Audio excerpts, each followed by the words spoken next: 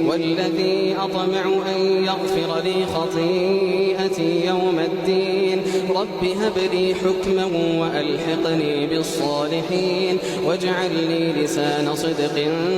في الآخرين واجعلني من ورثة جنة النعيم واغفر لأبي إنه كان من الضالين ولا تخزني يوم يبعثون يوم لا ينفع مال ولا بنون إلا من أتى الله بقلب سليم وأزلفت الجنة للمتقين وبرزت الجحيم للغاوين وقيل لهم أينما كنتم تعبدون من دون الله هل ينصرونكم أو ينتصرون فكبكبوا فيها هم والغاوون وجنود إبليس أجمعون قالوا وهم فيها يختصمون تالله إن كنا لفي ضلال مبين إذ نسويكم برب العالمين وما أضلنا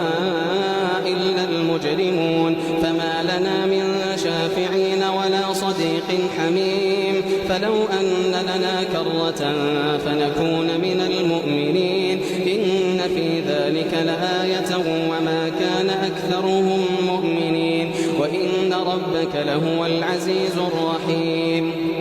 كذبت قوم نوح المرسلين إذ قال لهم أخوهم نوح ألا تتقون إني لكم رسول أمين فاتقوا الله وأطيعون وما أسألكم عليه من أجر إن أجري إلا على رب العالمين فاتقوا الله وأطيعون قالوا أنؤمن لك واتبعك الأرذلون قال وما علمي بما كانوا يعملون إن حسابهم إلا على ربي لو تشعرون وما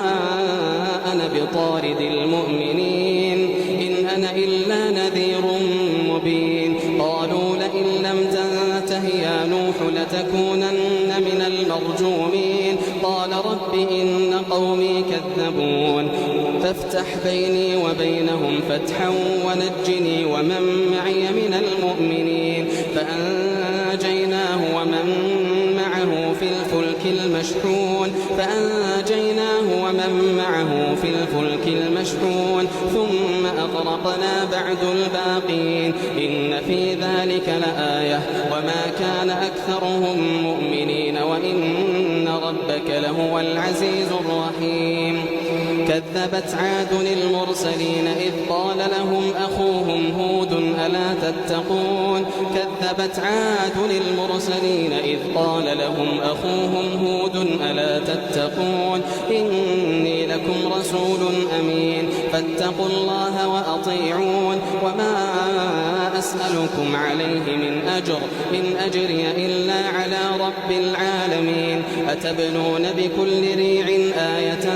تعبثون وتتخذون مصانع لعلكم تخلدون وإذا بطشتم جبارين فاتقوا الله وأطيعون واتقوا الذي أمدكم بما تعلمون أمدكم بأنعام وبنين وجنات وعيون إني أخاف عليكم عذاب